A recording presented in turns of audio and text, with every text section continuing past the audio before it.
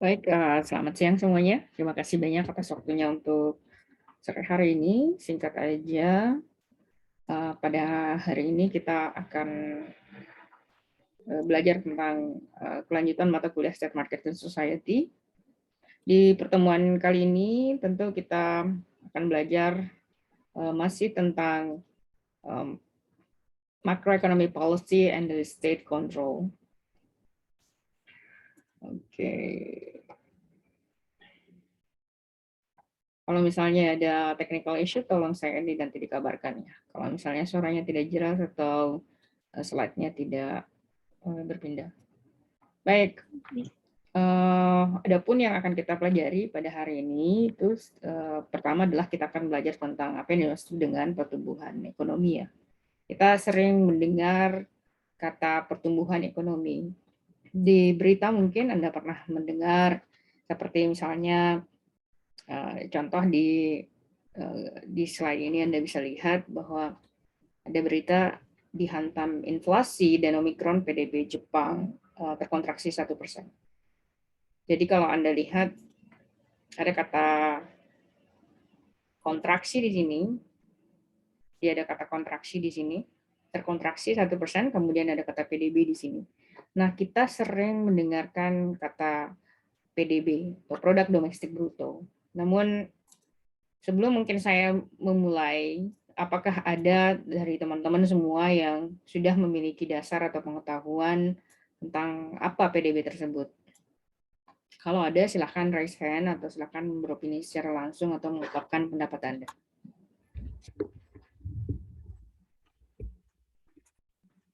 Untuk Saya PDB lupa. belum ada, Miss. Belum ya? Oke, saya lupa mendekatkan mikrofon.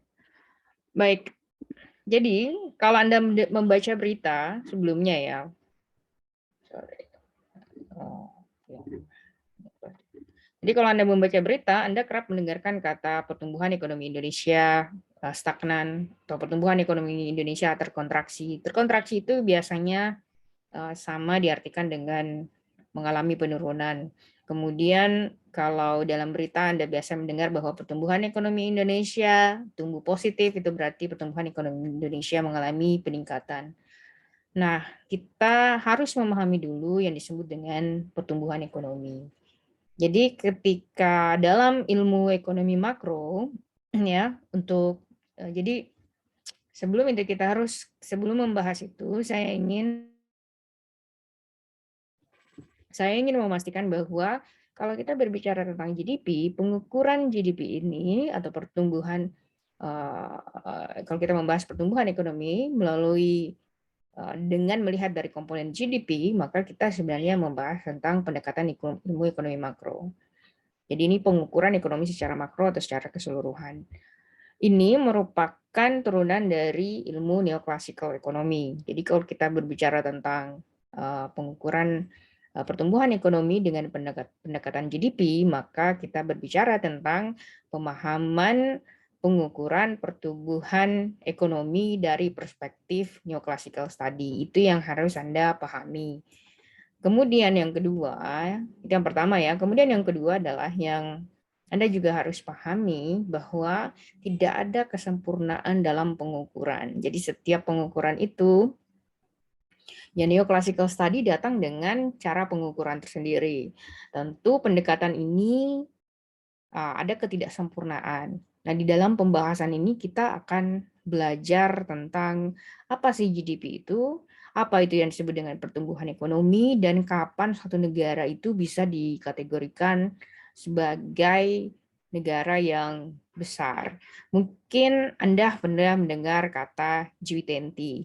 Ada yang familiar dengan kata G20?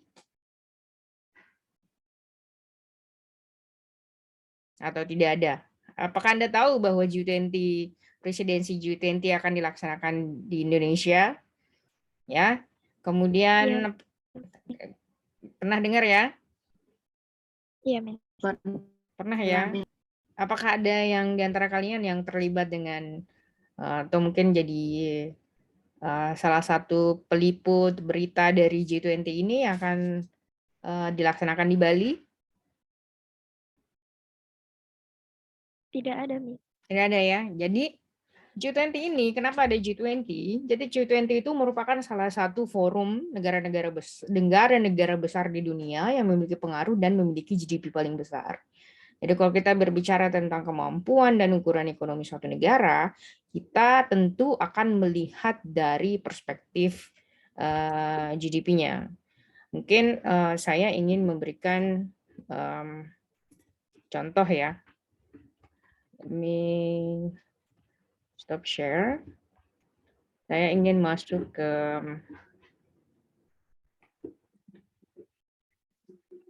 dinyatakan GDP. Nah, pengukuran jumlah GDP itu sebenarnya Anda bisa lihat Anda bisa dengan gampangnya bisa melihat di Google ya.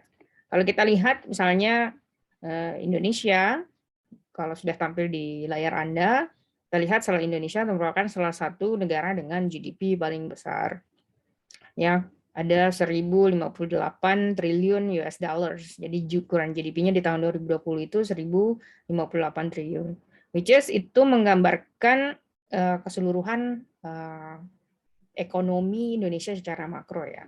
Kita lihat seperti misalnya juga kalau kita 1.000 triliun, kita lihat Cina PDB-nya itu sekitar 14,72 triliun. Jadi kalau Anda lihat tadi Indonesia 1.058 triliun, kemudian di China 14,74, kalau lihat Anda United States 20,94. I think Indonesia is quite big ya.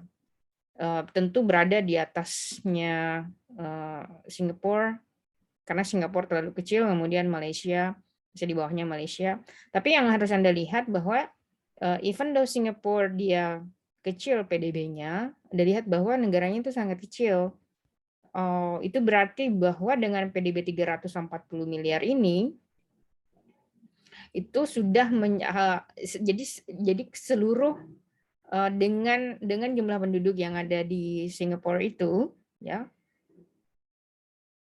dibandingkan dengan jumlah penduduk di Indonesia yang 270 juta orang, karena terlihat PDB Singapura itu sepertiga dari PDB Indonesia, which is basically mengartikan bahwa orang Singapura ini tuh tentu secara ukuran ekonomi jauh lebih sejahtera dari kita.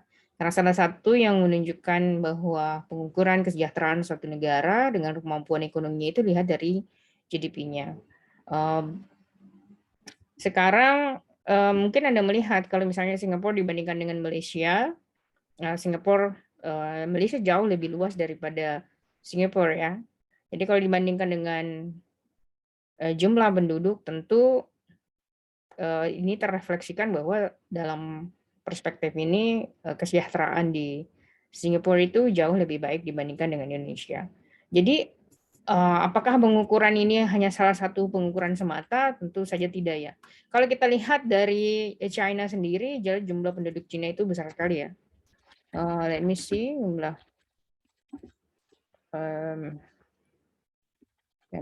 China's population. Kita lihat di China population itu wow 1,4 billion ya populasinya. Dia besar banget ini. Jadi 1,4 billion India so big. India 1,3, kemudian United States 329 juta gitu. That's quite big, the big population. Nah, sekarang kita mungkin itu secara gambaran sederhana aja ya. Kita lihat sekarang kembali ke PDB itu sendiri. Jadi kalau Anda melihat di berita tentang PDB ya, jadi Anda sudah bisa merefleksikan bahwa kenapa di berita itu sangat penting atau sering dimention tentang PDB, karena memang itu merefleksikan kondisi perekonomian kita. Anda lihat kalau misalnya terjadi peristiwa ekonomi yang besar, seperti misalnya ada COVID, pasti akan perekonomian kita akan terkontraksi. Terkontraksi itu berarti terjadi penurunan jumlah penurunan tingkat pertumbuhan ekonomi kita. Jadi pertumbuhan ekonomi dengan GDP itu saling memiliki keterkaitan yang sangat kuat sekali. Sekarang kita lihat secara definitif bahwa gross domestic product atau GDP itu adalah the total monetary, ya, the total monetary atau market value all the finished goods and services produced within a country's border in specific time period. Jadi secara sederhana GDP itu adalah keseluruhan barang dan jasa yang diproduksi, nilai barang dan jasa yang diproduksi dalam kurung waktu tertentu, biasanya quarter atau dalam setahun. Nah, gross domestic product itu mengukur keseluruhan income atau pendapatan dari semua orang yang beraktivitas dalam market ekonomi. Jadi seluruh aktivitas yang terekam dalam kegiatan ekonomi. Nah, salah satu kritik dari GDP ini adalah banyak kegiatan ekonomi yang tidak terekam. Jadi itu tidak diukur atau tidak ada bukti bahwa kegiatan ekonomi tersebut dilaksanakan. Seperti misalnya kalau Anda lihat orang yang bertransaksi jualan minuman di pinggir jalan yang tidak melaporkan bahwa terjadi kegiatan bisnis di sana, maka dia tidak bisa masuk dalam pengukuran GDP karena tidak terekord secara sah, ya, atau tidak ada laporannya bahwa dia melakukan kegiatan usaha. Jadi semua kegiatan usaha yang tidak bersifat valid atau tidak terekam atau tidak memiliki bukti dan tidak dilaporkan, maka dia tidak menjadi bagian dari pengukuran GDP. Kemudian GDP juga itu mengukur total expenditure, jadi total expenditure itu belanja, ya, dari of the economy's output of goods and services. Jadi total belanja yang dikeluarkan dalam kegiatan ekonomi, belanja tersebut meliputi belanja terhadap barang dan jasa. Jadi for the economy as a whole, itu income sama dengan belanja, ya. Jadi dalam perspektif ekonomi makro, ketika kita mendapatkan income, maka itu sama dengan belanja kita. Because every dollar, karena menurut definisi, kalau kita lihat pendekatan dari Gregory Mankiw, ya, because every dollars a buyer spends is a dollars income of the sellers. Jadi kalau misalnya Anda konsumen, kemudian Anda belanja misalnya 100 ribu rupiah, berarti 100 ribu rupiah itu akan berpindah kepada penjual. Jadi misalnya nih, ya, Anda masuk ke, Anda ingin membeli misalnya minuman itu harganya let's say 100 ribu gitu. Nah, 100 ribu itu yang dulunya menjadi income Anda atau pendapatan Anda, itu akan berpindah tangan menjadi income dari pendapatan dari orang yang menjual barang tersebut. Jadi nilai yang 100 ribu itu ketika dia berpindah ke penjual, jadi yang tadi, ya, dari konsumen berpindah ke penjual, itu yang disebut dengan definisi income sama dengan expenditure, karena sebenarnya apa yang Anda belanjakan itu kemudian menjadi pendapatan dari orang yang menjual barang tersebut. Nah, kalau kita lihat pengukuran GDP itu meliputi ini, sorry, sebenarnya ini sangat dasar, ya. Sorry. Jadi kalau kita mengukur tentang GDP, ada beberapa hal yang harus Anda lihat, misalnya, ya. Pengukuran GDP itu dilihat yang pertama dari private consumption. Nanti akan saya jelaskan secara satu persatu yang mana disebut dengan private consumption. Kemudian kita juga membahas tentang gross investment, government spending, export dan import. Nah, apa yang tidak diukur oleh GDP itu kita bahas dulu di bagian pertama adalah consumption. Jadi seluruh konsumsi masyarakat yang terekam itu berarti tercatat secara valid dan dilaporkan kepada negara, itu yang dimaksud dengan consumption. Jadi semua question. Sorry, I delete out.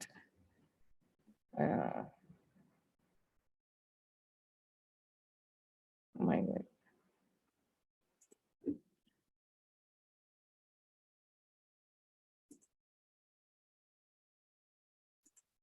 Baik, sorry, distracted. Jadi kalau kita bicara tentang konsumsi, jadi konsumsi itu adalah seluruh spending ya, seluruh belanja rumah Ni tangga. hao. Who is that? Ivan, I have to kick you out from the room because it's disturbing. Sorry. Baik, kita kembali ya. Jadi kalau kita bicara tentang consumption, kita berbicara tentang keseluruhan belanja oleh rumah tangga, belanja tersebut pada barang dan Nếu jasa. quay còn bạn thì có bảo.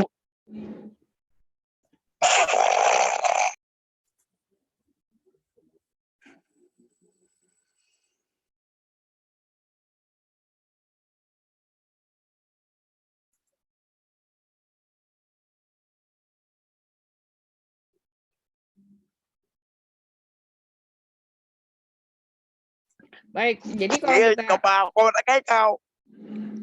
what happened here?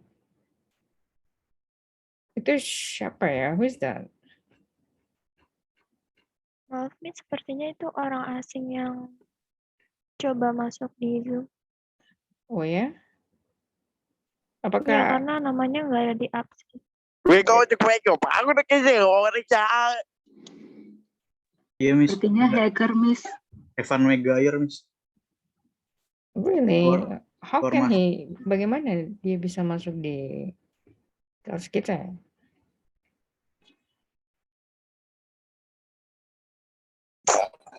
Vậy có biết không bây giờ mà thấy không?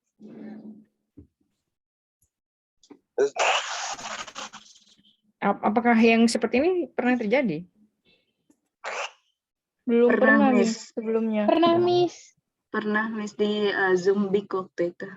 Pernah ya? Oke, no worries. Oke, hope he's not here anymore. Kita lanjut ya. Saya jadi lupa tadi dia sampai di mana. Oke, baik. Jadi kalau kita berbicara tentang consumption, ini sudah 3 kali saya ulang, kita berbicara tentang keseluruhan belanja ya. Jadi kalau Anda ke supermarket, kemudian membeli barang, whatever itu ya, apakah Anda beli minuman, makanan, itu termasuk konsumsi. Jadi semua barang dan jasa yang dikonsumsi oleh rumah tangga itu yang disebut dengan consumption, diukur dengan atau dikategorikan dalam konsumsi. Kalau Anda ke barbershop, potong rambut, maka itu yang disebut dengan Anda mengkonsumsi jasa. Nah, ada beberapa hal yang tidak masuk dalam pengukuran GDP ini. Seperti misalnya Anda minta tolong kepada tetangga Anda untuk memotongkan rambut Anda. Jadi situ tidak ada kegiatan ekonomi ya. Jadi dia tidak termasuk dalam pengukuran GDP. Atau misalnya kegiatan tersebut tidak terekam. Seperti misalnya Anda minta tolong kepada teman Anda, kemudian Anda membuat kesepakatan dengan teman Anda potong rambut saya bayar Anda saya 10.000 gitu. Tapi itu kan tidak terekam dalam kegiatan ekonomi, maka itu tidak bisa dimasukkan dalam GDP. Kecuali misalnya Anda ke misalnya teman Anda yang punya barbershop, kemudian Anda bayar dan teman Anda itu melaporkan penghasilan dan membayar pajak, maka dia termasuk dalam penghitungan GDP. Jadi ingat seperti juga contohnya misalnya rumah kos-kosan ya, kalau Anda lihat di gambar ini ya, seperti misalnya, nah konsumsi itu yang disebut dengan konsumsi itu adalah orang yang kemudian menyewa kos-kosan ini. Jadi kos-kosannya itu ketika dia membayar sewa, si biaya sewanya itulah yang disebut dengan biaya konsumsi.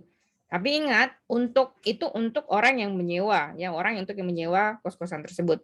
Namun untuk orang yang memilikinya, ya untuk orang yang memiliki kos-kosan tersebut, kalau kita lihat konsumsinya itu termasuk imputed rental value of the house. Misalnya dia harus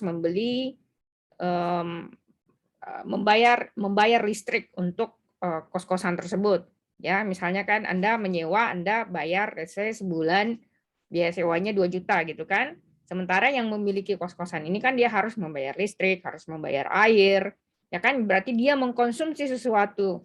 Kemudian ketika dia ada internet di situ, dia mengkonsumsi sesuatu. Jadi dia harus membayar itu dulu. Kemudian dia menyewakan kepada orang. Tapi yang mana yang disebut dengan bukan konsumsi, misalnya dalam kegiatan ekonomi ini. Let's say seperti misalnya orang yang punya kos-kosan ini, dia ke bank, meminjam uang, terus pinjaman uangnya tersebut dipakai untuk kemudian membangun kos-kosan. Jadi pinjamannya itu tidak dikategorikan sebagai konsumsi.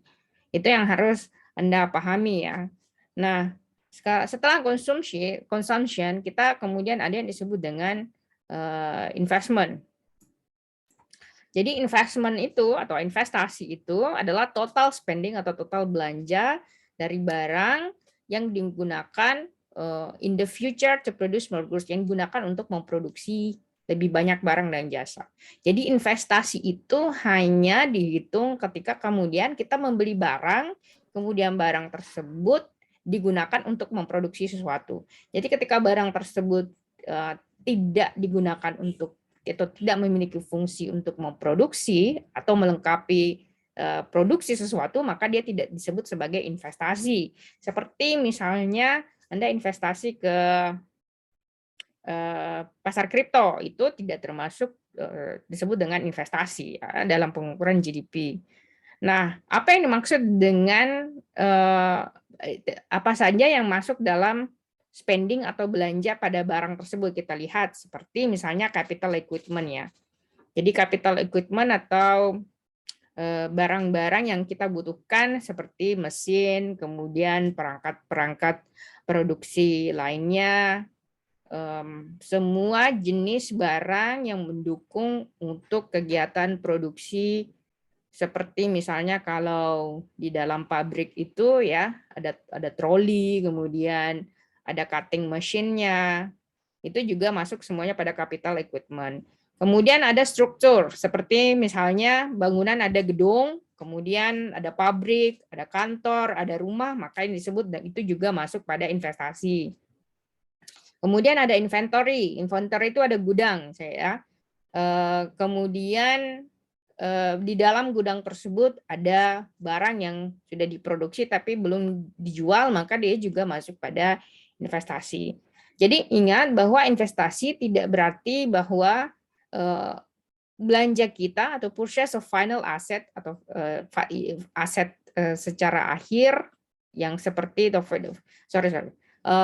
financial asset atau aset finansial yang berupa stocks dan bond. Jadi kalau Anda belanja saham atau utang negara, ingat kalau kita belajar tentang bond, kita berarti belajar tentang utang negara ya. Jadi kalau kita belajar tentang stok, Anda belajar tentang financial market. Kalau di pasar finansial itu misalnya Anda lihat pergerakan kayak BIJ, ISHG seperti apa, pergerakan saham.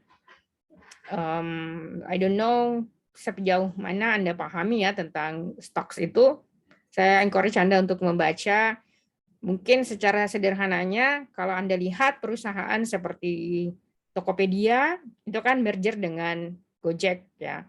Jadi untuk mendapatkan nilai kapital yang lebih besar, maka mereka melantai di bursa saham. Kalau mereka melantai di bursa saham berarti saya misalnya bisa membeli atau bisa menjadi investor, misalnya saya bisa invest ke mereka 10 juta, maka saya bisa termasuk sebagai pemegang saham. Nah, apakah itu disebut sebagai investasi? Di dalam pengukuran GDP itu tidak dimasukkan dalam penghitungan. Ya, ingat. Jadi semua stocks dan bonds atau utang negara atau misalnya negara mengeluarkan surat utang. Kemudian surat utang itu dijual. Let's say saya membeli surat utang negara tersebut. Maka surat utang itu tidak dimaksudkan atau tidak dikategorikan sebagai investasi. Jadi yang mana yang disebut dengan investasi dalam pengukuran GDP itu masuk pada capital equipment, yaitu barang yang digunakan untuk kegiatan produksi seperti mesin dan sebagainya atau alat-alat pendukung lainnya.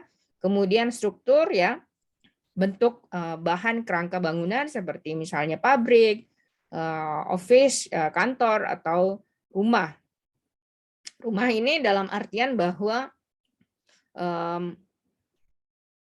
rumah ini digunakan untuk menghasilkan sesuatu ya. Jadi ketika kemudian rumah itu dijual kembali, maka dia menjadi investasi, bukan menjadi misalnya rumah itu tinggal saja di situ jadi menjadi tidak ada nilainya, maka dia itu disebut dengan investasi. Kemudian inventory atau barang yang ada di gudang ya, atau persediaan barang yang belum dijual tapi ada di gudang, itu juga masuk pada kategori investasi. Jadi sekali lagi investasi itu adalah keseluruhan belanja barang yang digunakan di masa depan untuk memproduksi barang lebih banyak lagi. Setelah investasi, kita kemudian belajar tentang no, this is not right. Kita belajar tentang government purchases. Jadi bukan ini ya. Kita belajar tentang government spending. Jadi setelah kita belajar tentang consumption ini merujuk pada konsumen di luar pemerintah. Ingat, jadi kalau kita berbicara tentang GDP, kita berbicara tentang penjumlahan atau pengukuran pertumbuhan ekonomi mulai dari consumption atau household consumption atau konsumsi rumah tangga ditambah dengan investment, kemudian ditambah dengan government spending atau belanja negara. Nah, kita apa yang maksud dengan belanja negara? Anda mungkin sering mendengarkan berita bahwa APBN negara kita defisit gitu kan. Anda mungkin Anda sudah memahami apa yang maksud dengan APBN kita mengalami defisit. Apa yang maksud dengan defisit? Itu berarti ketika APBN mengalami defisit, itu berarti penghasilan negara kita itu tidak mampu atau tidak mencukupi untuk memenuhi seluruh belanja kita. Jadi ingat pemerintah itu, jadi kalau kita lihat,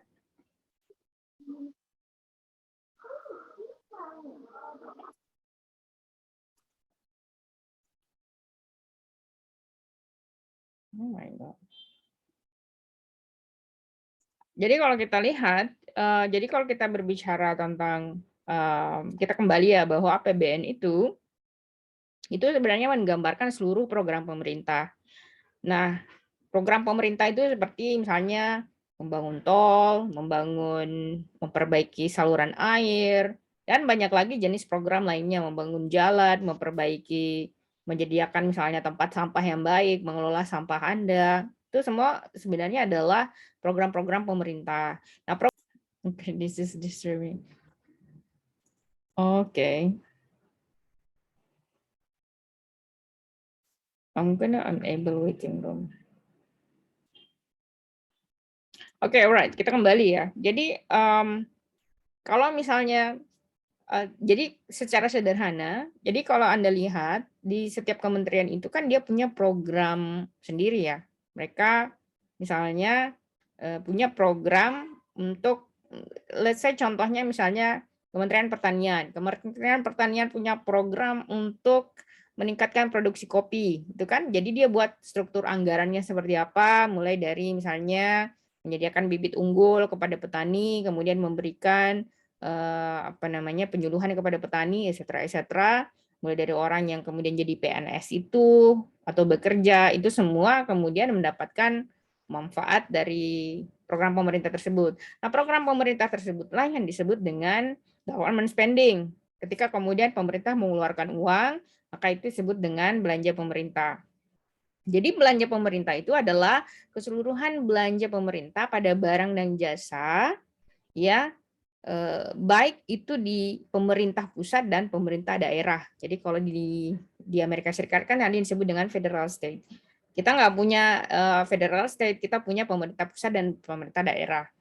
Nah, government spending ini itu di luar dari transfer payment, seperti misalnya Social Security, atau di Amerika itu ada disebut dengan Social Security atau jaminan sosial. Itu di luar dari belanja pemerintah. Kemudian insurance benefit atau manfaat dari asuransi itu tidak termasuk dalam belanja goods and services. Jadi itu di luar dari government spending. Nah, government spending ini ada dua hal yang harus Anda lihat. Ada belanja pemerintah yang produktif, ya, produktif. Misalnya kita lihat, kalau pemerintah membangun jalan, berarti dia produktif, ya kan? Jalan tersebut digunakan oleh masyarakat, ada kegiatan ekonomi, mungkin di tengah jalan tersebut ada tempat apa sih itu stopnya ya, tempat yang dia stop, kemudian stop itu tersebut kan banyak penjual di situ, jadi ada kegiatan ekonomi. Atau mungkin di jalan tersebut, dengan adanya jalan tersebut sehingga kos logistik atau biaya transportasi menjadi lebih murah, mempermudah kemudian mobilitas antara dari satu tempat ke tempat yang lainnya, maka itu menjadi belanja yang produktif. Namun kemudian ada beberapa jenis belanja pemerintah itu yang sebaiknya dikurangi atau menjadi tidak produktif. Nah, apa yang dimaksud dengan produktif? Produktif itu dalam government spending adalah belanja yang mampu kemudian menghasilkan value atau nilai atau menghasilkan sesuatu. Jadi ketika belanja tersebut belanja yang produktif, ya dia bisa mampu atau generate value dan income. Itu yang disebut dengan belanja yang produktif. Ada belanja yang kemudian tidak produktif. Contoh misalnya Anda lihat mungkin di gambar ini itu let's say ini mungkin Anda sering di pegawai kelurahan atau di kantor desa Anda ya. Di wilayah Anda coba Anda lihat ketika mengurusi banyak hal, mengurusi satu hal tapi yang bekerja itu terlalu banyak orang. Jadi ketika pemerintah menghabiskan banyak uang untuk kemudian menggaji terlalu banyak PNS ya atau honorer, disitulah kemudian dikategorikan sebagai belanja yang tidak produktif. Kenapa? Karena let's say hanya satu pekerjaan itu bisa dikerjakan oleh satu orang, namun kemudian mungkin di situ terlalu banyak orang, jadi kerjakan 5 orang menjadi tidak menghasilkan cost yang dikeluarkan tidak sesuai dengan value yang dihasilkan. Nah, kalau ada mindset di antara kalian yang mengatakan bahwa atau ada mindset dari teman kalian atau keluarga atau kerabat atau Anda pernah mendengar bahwa saya ingin jadi PNS gitu kan. Jadi kalau ada pembatasan dari pemerintah yang mengatakan bahwa PNS itu jumlah PNS yang diterima dikurangi, sebenarnya itu artinya bahwa belanja pemerintah yang dialokasikan untuk hal produktif itu hal yang tidak produktif dialokasikan untuk hal-hal produktif. Biasanya pemerintah mengatakan bahwa tidak ada penambahan PNS untuk tahun ini. Jadi jangan terjebak mengatakan bahwa pemerintah jelek karena dia tidak membuka lowongan PNS. Tidak, karena sebenarnya menambah lowongan PNS itu menjadi beban yang berat buat negara. Apalagi kalau kemudian dia gajinya terlalu banyak bonusnya. Ada gaji 13, ada gaji ke-14, I don't know, ada lagi gaji-gaji lainnya. Namun kemudian proporsi kerjanya hanya itu saja, sehingga kemudian ekonomi menjadi tidak produktif. Nah, itu yang disebut dengan belanja pemerintah yang tidak produktif. Ingat, kalau dalam komposisi APBN kita, belanja kita terhadap belanja pegawai itu sangat besar sekali. Sehingga kemudian kalau dia belanja pegawai kita besar, itu merefleksikan bahwa perekonomian kita sebenarnya bukan perekonomian yang bisa dikategorikan produktif, karena biaya kita bebannya itu berat pada biaya PNS atau menggaji karyawan. Nah, ini yang harus juga Anda pahami, bahwa jangan ada mindset yang mengatakan atau pendapat yang mengatakan bahwa pemerintah harus menciptakan lapangan kerja atau menyediakan lapangan kerja. Karena kata menyediakan itu berarti pemerintah harus membuka lagi lowongan PNS yang banyak. Kalau begitu semakin banyak orang yang jadi PNS, siapa yang akan menjadi pekerja swasta, siapa yang akan menjadi tukang gorengan, siapa yang akan membangun kursi, etc. ya, siapa yang akan menjadi entrepreneur, itu permasalahannya. Jadi kita berbicara tentang peran negara, apakah negara harus menyediakan pekerjaan, apakah negara harus menciptakan lapangan pekerjaan, atau fungsi negara di sini adalah mendukung lingkungan yang bagus sehingga pekerjaan orang yang mampu berusaha itu bisa berusaha sehingga tumbuh muncul lowongan pekerjaan. Jadi dalam perspektif neoclassical study itu melihat bahwa sebenarnya yang menciptakan lapangan pekerja itu adalah swasta, bukan pemerintah. Jadi makanya dalam neoclassical study melihat bahwa belanja pemerintah yang tidak produktif itu termasuk belanja pegawai. karena mereka tidak menghasilkan value atau output yang sama dengan cost yang dikeluarkan. Nah, setelah kita berbicara tentang government purchases atau government spending atau belanja pemerintah, maka kita kemudian masuk pada unsur yang lain, yaitu net export. Nah, apa yang dimaksud dengan net export? Yang disebut dengan net export adalah ekspor dikurangi impor. Jadi kalau kita ekspor, kalau kita mengekspor barang, let's say kita punya nikel, kita punya batu bara, kita punya gas, kita juga salah satu negara yang sebenarnya banyak memproduksi bahan baku untuk pembuatan kaca. Salah satu Anda lihat iPhone itu the most highest quality bahan baku pembuatan kaca itu ada di Indonesia. Nah, kalau kita berbicara tentang ekspor, kalau kita punya barang-barang tersebut kita jual, itu berarti kan kita punya income. Bentuk income kita itu dalam bentuk mata uang asing. Jadi kalau kita misalnya ekspor ke Amerika, kita minta dibayar US dollar. Nah, sekarang ada dua bentuk yang paling banyak diakui ya. Misalnya bentuk pembayaran misalnya dalam bentuk dolar, kemudian pertama dalam bentuk dolar, kemudian yang kedua adalah kalau modelnya dia bilateral, seperti misalnya kita impor barang dari Cina, ekspor barang dari Cina, kita menerima yuan, dan kalau kita itu bisa dilakukan ya karena kesepakatan bilateral. Namun biasanya yang paling common digunakan dalam alat pembayaran itu adalah US dollar. Jadi US dollar itu tetap menjadi alat pembayaran yang paling banyak dilakukan dalam perdagangan internasional. Ya, jadi kita kembali bahwa net export itu adalah total ekspor, kemudian dikurangi import. Nah, kalau kita kemudian mengimpor barang, ingat kita mengeluarkan dolar ya, kita belanja barang. Kalau kita menjual kita dapat uang, kalau kita belanja kita mengeluarkan uang. Nah, ekspor dan impor ini sangat berkorelasi dengan kestabilan mata uang kita.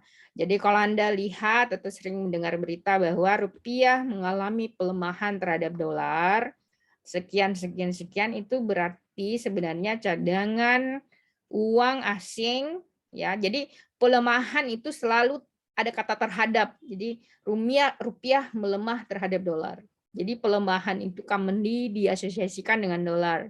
Tapi pelemahan rupiah tidak semuanya hanya ke dolar saja. Bisa juga pelemahan rupiah terhadap let's say yuan, terhadap misalnya yen, juga termasuk euro atau ke pound sterling. Itu banyak jenis-jenis pelemahan. Namun yang digunakan karena mata uang perdagangan internasional yang sering kita gunakan adalah US dollar, maka kita sangat sering mengasosiasikan rupiah dengan dolar. Jadi ingat, ekspor itu merepresentasikan belanja kita di luar negeri terhadap barang dan jasa. Jadi kalau kita berbicara tentang ekspor, kita sebenarnya membahas tentang belanja orang dari luar terhadap barang yang kita produksi. Jadi kita berbicara tentang foreign spending. Ya, jadi kalau kita berbicara tentang ekspor, kita berbicara tentang kita memproduksi sesuatu, kemudian kita jual di luar, kemudian orang luar membelinya, orang yang membeli tersebut atau perusahaan yang tersebut disebut dengan foreign buyers. Ketika dia mengeluarkan uang, maka disebut dengan foreign spending, ya. Itulah yang disebut dengan ekspor. It's very easy. Kemudian import adalah seluruh barang yang kita konsumsi, baik itu dalam bentuknya household consumption, baik itu dalam bentuknya investasi, baik itu bentuknya dalam government spending, ya, yang digunakan untuk belanja barang dan jasa yang kemudian diproduksi di luar negeri. Jadi seluruh konsumsi kita, investasi yang dilakukan dan government spending terhadap barang dan jasa yang diproduksi di luar negeri, kemudian diimpor masuk ke Indonesia atau dimasukkan ke Indonesia untuk dikonsumsi di sini, maka itu disebut dengan import. Nah, kita lihat apa saja yang tidak termasuk dalam GDP. Nah, Non-included GDP yang pertama yang disebut adalah intermediate goods. Nah, apa yang dimaksud dengan intermediate goods? Jadi, yang disebut dengan intermediate good adalah saya berikan contoh rumah ini ya. Kalau Anda membeli semen, itu tidak bisa masuk dalam pengukuran GDP karena dia disebut dengan intermediate good. Dia masih belum final good, ya dia belum jadi barang akhir gitu kan. Batu bata dia nggak bisa dimasukkan dalam pengukuran GDP. Kenapa? Karena dia belum menjadi final goods. Begitupun dengan cat, dia nggak bisa menjadi final goods karena dia bukan menjadi final consumption.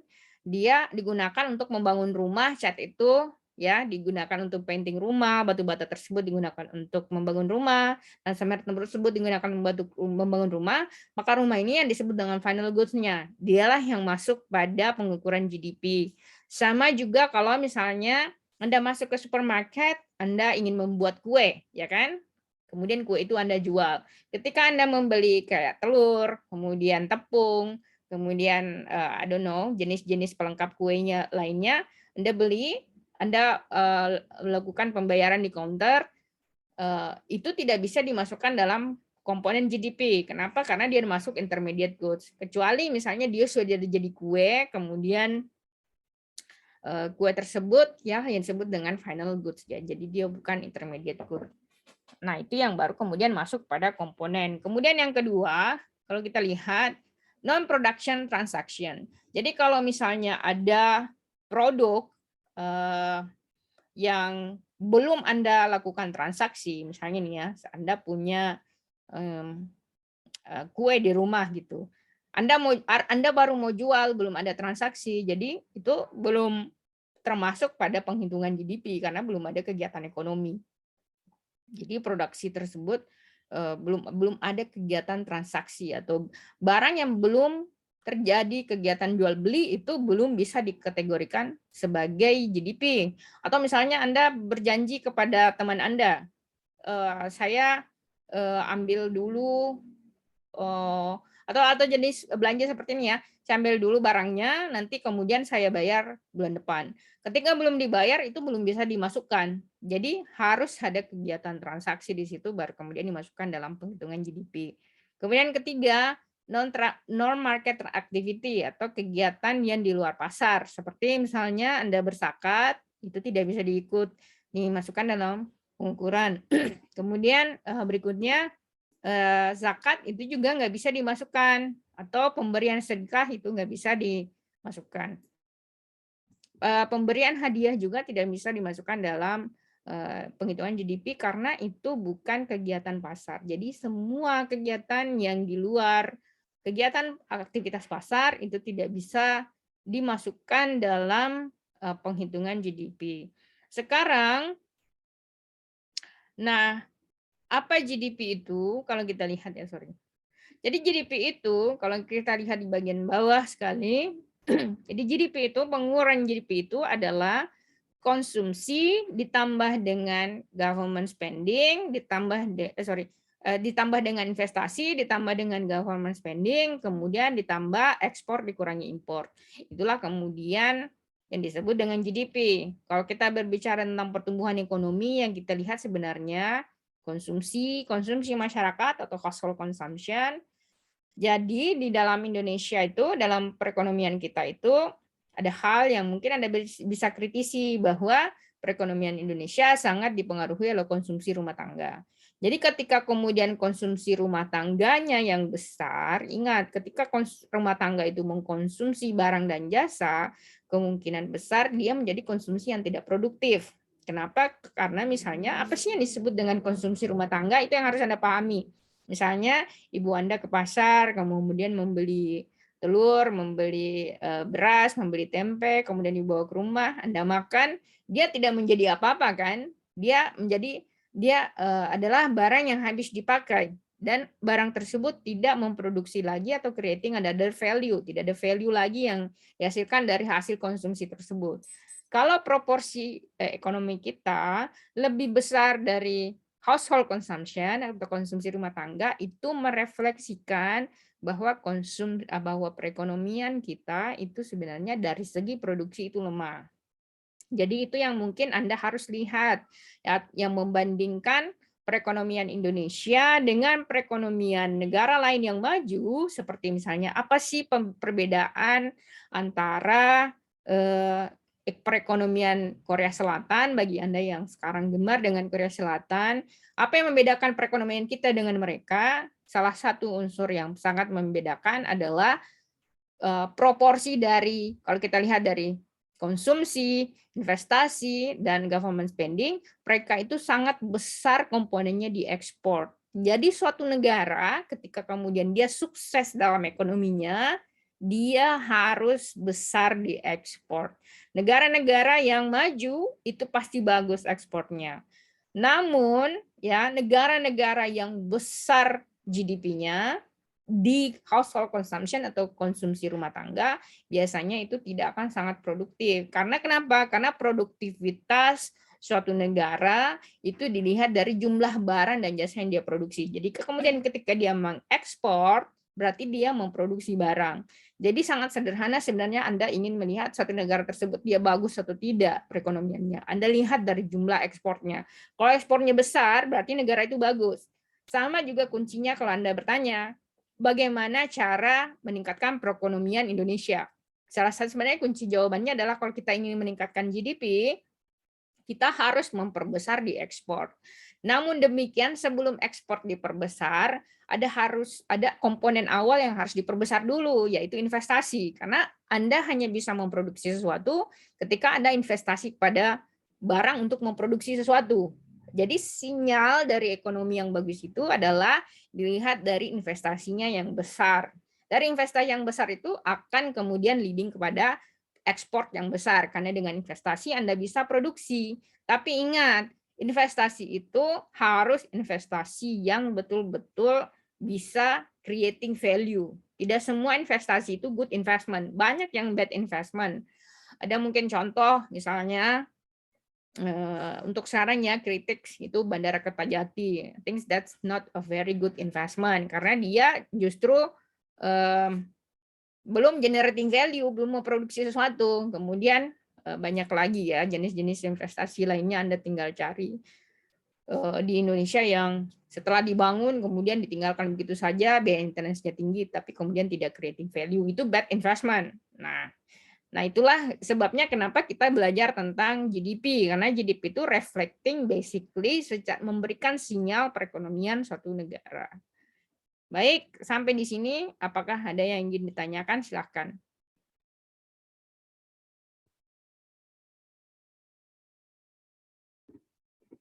Kalau tidak ada, saya ingin melanjutkan. Jadi yang pertama adalah saya ingin membahas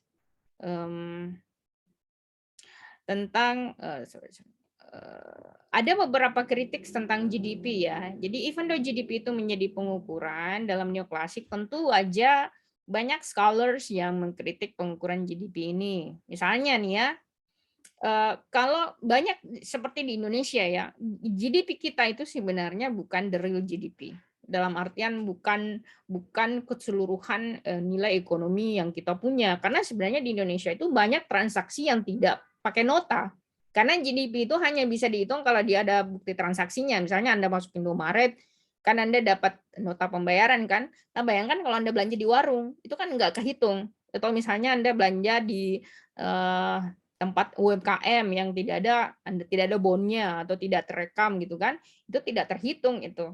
Nah, itu salah satu kritik soal GDP. Jadi banyak sekali non-register transaction atau transaksi yang tidak terregistrasi itu terabaikan karena pengukuran GDP ini kan terjadi di negara maju. Awalnya kan idenya kan ada di negara maju, negara-negara yang sudah well registered gitu atau sudah tercatat kegiatan ekonominya dengan bagus. Bayangkan kalau kita menghitung keseluruhan nilai aktivitas ekonomi Indonesia dengan Cina itu akan sangat besar sekali ya, karena terlalu banyak kegiatan ekonomi yang tidak terekam. Seperti misalnya Anda ke warteg, Anda kan nggak pernah dapat bill pembayaran atau bonnya kan, Anda kan nggak pernah, resipnya itu pembayaran nggak pernah. Anda beli Indomie itu kan di warung-warung Indomie kan enggak, Anda beli di UMKM kan juga enggak ya, jarang sekali itu ada resipnya. Nah, itu salah satu kritiknya. Jadi dia sebenarnya pengukuran ini tidak perfect gitu, ada kelemahannya. Kemudian yang kedua, banyak buku yang Anda bisa baca ya. Sebenarnya untuk kalau Anda ingin melihat pemikiran-pemikiran yang merasa bahwa GDP ini neoclassical study ini ketika dia mengukur pertumbuhan ekonomi, melihat orang sejahtera itu bagaimana sih, gitu kan, negara itu sejahtera seperti apa, itu banyak buku-buku yang kemudian menulis tentang kritik terhadap GDP ya, seperti bukunya David Pilling, judulnya The Growth Delusion, kemudian Lorenzo Fioramonti ya, Gross Domestic Problem. Of course, there are so many of them, silakan dilihat. Tapi David Pilling ini yang kemudian dia salah satu bestseller ya, dia bahkan itu banyak bukunya yang diproduksi di berbagai negara dengan sampul yang berbeda. Nah, salah satu kritiknya juga adalah karena dia hanya menghitung final products.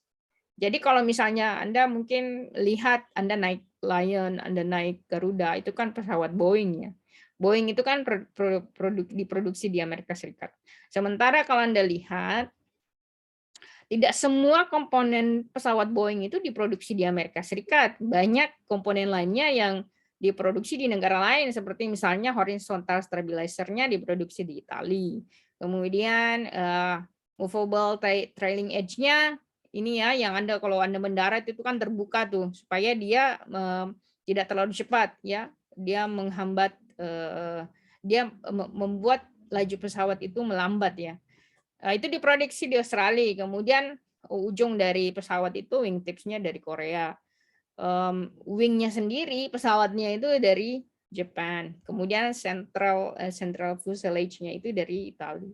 Banyak ya, ada juga dari wing box-nya dari Jepang, kemudian forward fuselage-nya dari Jepang. Mesinnya itu ada yang dari Inggris, Rolls-Royce ya. Kalau Anda pernah dengar Rolls-Royce Phantom, ya produk yang memproduksi mobil itu, jadi mesin pesawat itu diproduksi di Inggris, cargo aksesnya itu dari Swedia, wing body fairing-nya itu dari Kanada, kemudian main landing gear wheel-nya dari Jepang. Jadi kalau kita lihat dari keseluruhan komponen ini, tidak semuanya diproduksi di Amerika, hanya beberapa saja, seperti wings to body fairing-nya, kemudian rear fuselage-nya. Namun kemudian dia dirakit di Amerika Serikat. Kalau dia dirakit di Amerika Serikat, maka ketika pesawat itu sudah jadi, maka dia dihitung sebagai GDP Amerika Serikat. Nah, itu salah satu kelemahan dalam penghitungan GDP, karena sekarang kalau perekonomian kita secara global supply chain-nya itu satu mobil misalnya belum tentu semua itu diproduksi di Indonesia misalnya. Let's say Indonesia hanya dirakit di Indonesia. Kemudian ketika dirakit di Indonesia, final end-nya di Indonesia, maka dihitung dalam GDP Indonesia. Padahal sebenarnya barang tersebut, let's say di parts-parts dari cars tersebut ya, atau mobil tersebut diproduksi, let's say di Jepang atau di Thailand atau di Vietnam. Kemudian diimpor ke Indonesia dan dirakit di Indonesia, dihitungnya sebagai GDP Indonesia atau hasil ekonomi dari Indonesia. Itu menjadi suatu tidak merefleksikan keseluruhan kegiatan ekonomi atau total value dari ekonomi itu sendiri. Kritik dari GDP ya. Kemudian secara bahkan dari para ekonom sendiri seperti misalnya Simon Kuznets, itu dia ekonom dari Amerika Serikat, itu mengatakan bahwa sebenarnya GDP itu tidak merefleksikan kesejahteraan secara keseluruhan, secara akurat oleh satu negara. Kenapa tidak merefleksikan kesejahteraan pengukuran oleh satu negara? Kita lihat kembali ya. Anda di rumah, kalau Anda punya kampung mungkin, ya kalau Anda mau makan pisang, Anda tidak perlu ke supermarket beli pisang. Ya kan, berarti Anda tidak perlu mengeluarkan uang. Sementara kalau kan GDP itu kan kita pengukuran konsumsinya itu kan harus pakai uang. Ya kan? Jadi ketika Anda makan pisang tanpa harus mengeluarkan uang, dia tidak masuk dalam pengukuran GDP. Sama dengan Anda yang berada di pinggir pantai. Ya, Anda tidak perlu kemudian mengeluarkan uang untuk belanja misalnya ikan gitu. Anda bisa tinggal memancing. Itu tidak dihitung. Jadi ketika kalau orang di luar negeri itu kesejahteraannya dihitung dari berapa total spending-nya dia. Karena total spending itu sama dengan income. Ingat tadi rumusnya ya. Tapi kan tidak semua barang itu kan kita konsumsi, kita harus mengeluarkan uang. Ya kan? Anda misalnya punya kebun tomat dekat rumah, Anda mau konsumsi tomat, tidak perlu Anda keluarkan uang. Atau Anda punya kebun yang luas, Anda punya sawah yang luas, ketika Anda mengkonsumsi padi, beras, itu Anda tidak perlu mengeluarkan uang. Berarti tidak ada pengukuran finansial di situ. Nah, itu merupakan salah satu kelemahan dari GDP. Oleh karena itu, GDP yang kecil belum tentu merefleksikan bahwa negara tersebut itu tidak sejahtera. Kenapa? Karena bisa saja dia tidak perlu membeli begitu banyak barang. Let's say mereka produksi sendiri, mereka punya lahan yang luas, kemudian mereka tidak perlu beli. Nah, kemudian ekonom yang lain seperti Arthur Pigou itu melihat bahwa GDP sebenarnya hampir sama argumentasinya dengan Simon Kuznets, tidak bisa digunakan atau tidak terlalu cocok digunakan sebagai indeks of total welfare. Jadi kalau kita lihat pengukuran kesejahteraan, GDP itu tidak bisa mengukur atau merefleksikan kesejahteraan seseorang. Ada negara yang GDP-nya besar, kita tidak bisa mengatakan bahwa belum tentu dia sejahtera, karena belum bisa saja dia lebih sejahtera dari itu, atau bisa saja kemudian ketika dia mengeluarkan banyak uang, tapi di negara tersebut harga barang menjadi mahal, bisa saja kemudian kemampuan belanja mereka tidak sama dengan kemampuan belanja negara lain, yang di mana negara lain tersebut barang-barang di sana itu murah gitu kan. Let's say di Amerika Serikat Anda punya penghasilan $1.000, Anda termasuk orang miskin di Amerika Serikat dengan penghasilan tersebut. Tapi kalau Anda let's say $1.000 di Jakarta, Anda sudah termasuk masyarakat middle income household gitu, atau rumah tangga penghasilan menengah ke bawah, menengah ke atas. Itu tergantung dari berapa jumlah barang yang Anda bisa beli dengan nilai yang Anda punya itu, atau nilai tukar yang Anda punya tersebut. Nah, kemudian banyak juga scholars yang berargumentasi bahwa GDP itu is specialized tools atau alat yang didesain khusus, which is basically tidak pantas untuk mengevaluasi secara komprehensif socio-economic variable. Jadi banyak sebenarnya variabel sosial ekonomi itu yang tidak bisa dipakai untuk pengukuran ini. Karena kan kesejahteraan itu tidak hanya diukur dari kesejahteraan finansial. Anda bisa saja punya uang, tapi kan belum tentu Anda bahagia, gitu kan? Itu secara kritiknya juga bahwa kesejahteraan seseorang tidak bisa diukur dari berapa banyak uang yang dia punya, bisa juga diukur dari dia kesehatan mentalnya seperti apa, seberapa bahagia dia, kemudian makanya ada yang disebut dengan indeks happiness gitu, melihat mengukur kebahagiaan suatu negara. Kemudian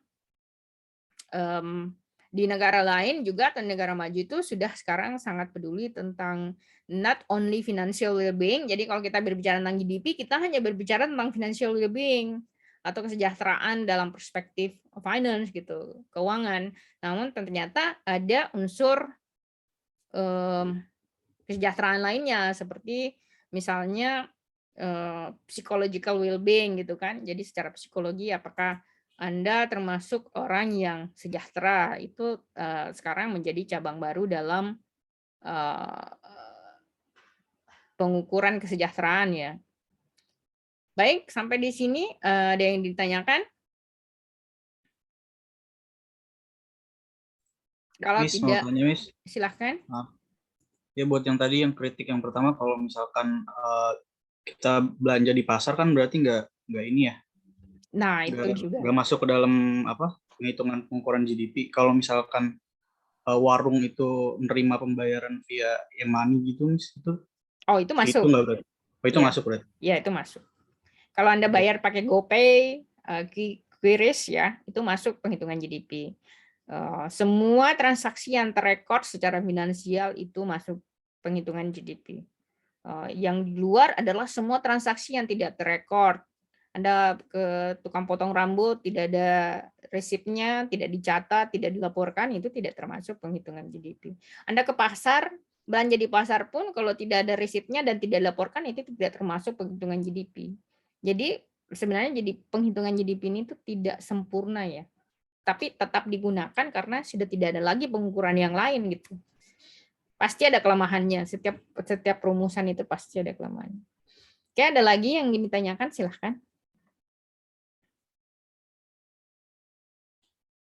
Berarti kalau misalkan ini Ya. Miss, maaf Miss, Ya, kalau silakan. misalkan secara simpelnya kalau misalkan kita pengen bener-bener ningkatin GDP Indonesia, salah satu caranya bisa mewajibin buat toko-toko kelontong gitu buat nyediain pembayaran online, Miss. Oh iya, itu salah satunya. Tapi kalau mereka mau ya.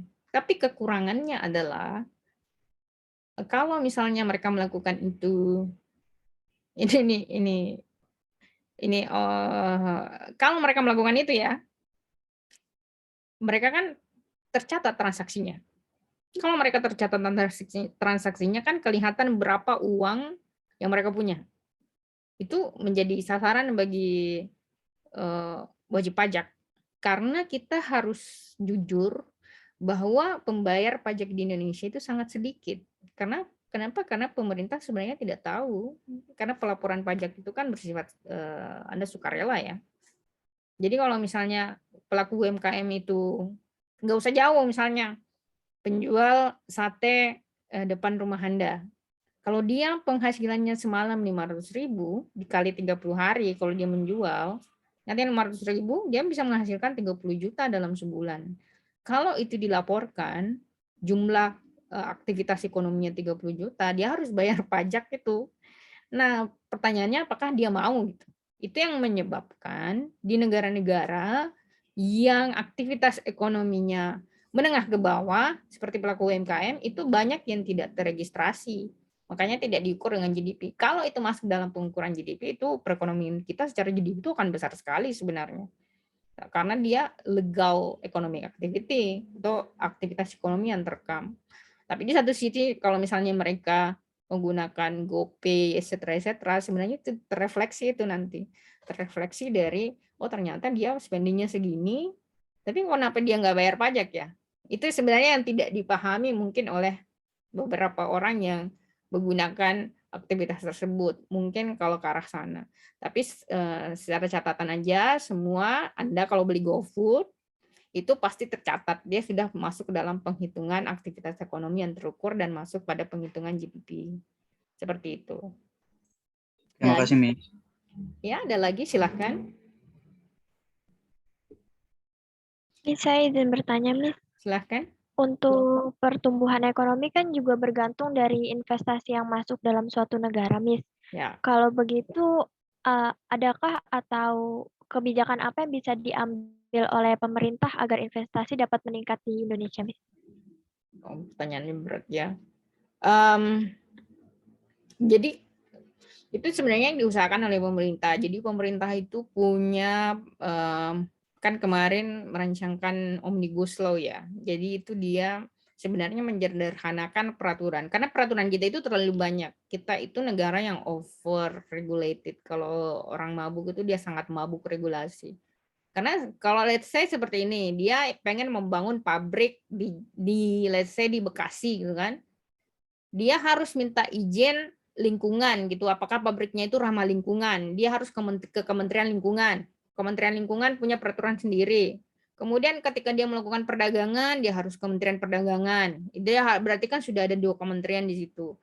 Dia kemudian harus membayar pajak. Berarti dia harus dealing dengan misalnya dinas pajak atau perpajakan, which is di bawah Kementerian Keuangan.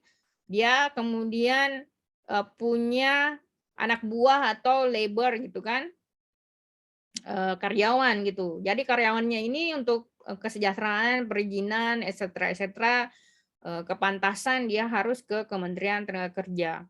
Jadi kalau kita lihat sudah beberapa kementerian yang terlibat di situ. Itu baru komponen itu.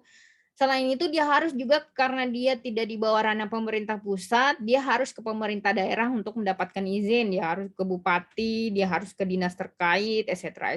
Dia harus dapatkan izin itu.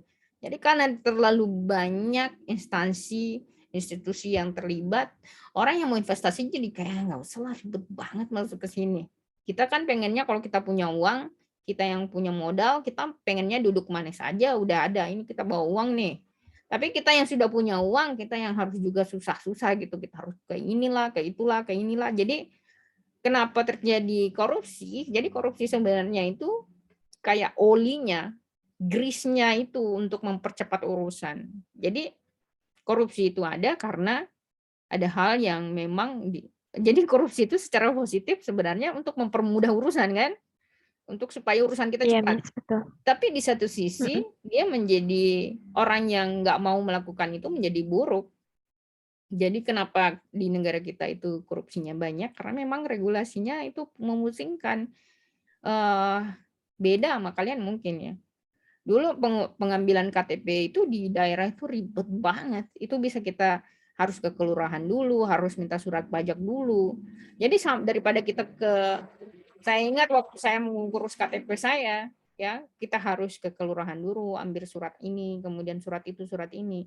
Ya daripada kita pusing, kita tinggal duduk di kantor, terus bilang bisa nggak ini diatur, saya kasih uang segini, saya nggak perlu kemudian mengurusi semua itu. Ya banyak orang yang melakukan pilihan tersebut karena semua orang kan pengen mudah ya. Jadi ketika kemudian investasi itu prosesnya dipersusah oleh negara, itu yang menyebabkan orang tuh enggan masuk ke Indonesia. Anda mau lihat contohnya juga kenapa investasi itu lebih banyak masuk ke Vietnam. Vietnam itu jadi Anda mungkin baca berita ada beberapa pabrik di Cina yang mau direlokasi dan tidak ada satupun pabrik tersebut yang direlokasi di Indonesia. Sebagian besar direlokasi ke Vietnam dan ke Thailand. Anda bertanya kenapa bisa seperti itu? Jawabannya sederhana. Faktornya ada dua. Pertama adalah investor ini tidak terlalu paham dan punya persepsi yang buruk terhadap prosedur investasi di Indonesia. Kenapa? Karena terlalu banyak pintu. Di Vietnam itu dia negara yang komunis, negara yang tidak demokrasi ya, based on pure demokrasi. Jadi enggak kemudian dia sifatnya centralized government, lebih mudah begitu. Jadi kalau pemerintah pusatnya sudah mengatakan pokoknya investasi di sini diterima gitu.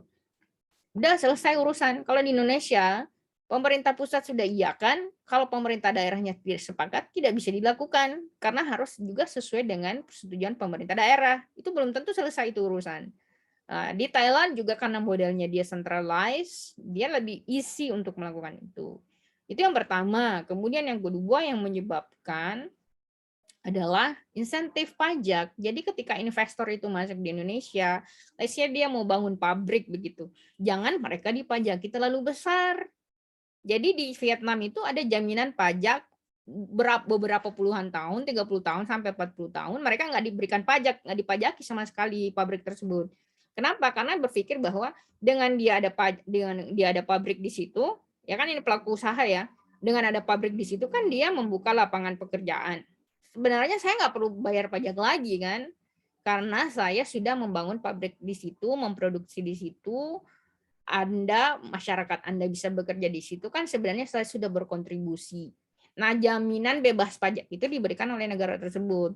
Tapi kalau dia masuk di sini, dia bangun pabrik di sini, kita tetap pajaki. Jadi mungkin secara hitungan cost itu yang menyebabkan mereka harus berpikir, sudahlah, even though juga pasarnya besar, masyarakatnya 270 juta orang, tapi kan ribet banget investasi di situ. Habis itu investasi kita sudah dipersusah, kita juga dipajaki lagi lebih tinggi. Ya cari aja lah yang lain, nanti kita cari prosesnya gimana barang tersebut diproduksi di sini, nanti dijualnya di sana gitu. Secara simpelnya sih model mindsetnya seperti itu ya. Oke, ada lagi yang ingin ditanyakan, silakan. Terima kasih, Miss. Oke, kalau sudah tidak ada, mungkin sudah cukup sampai di sini. Kita lanjutkan di pertemuan berikutnya. Terima kasih atas waktunya. Sampai ketemu di pertemuan berikutnya ya. Saya lebih agak shock dengan hari ini karena saya nggak tahu kalau ada kayak spam-spam kayak gitu ya. Ternyata itu pernah terjadi ya. Oh my God, that's scary. Okay, alright. Thank you very much for your time. Have a very good day and see you di kesempatan berikutnya. Terima kasih, Thank you, Miss. Miss. Terima kasih.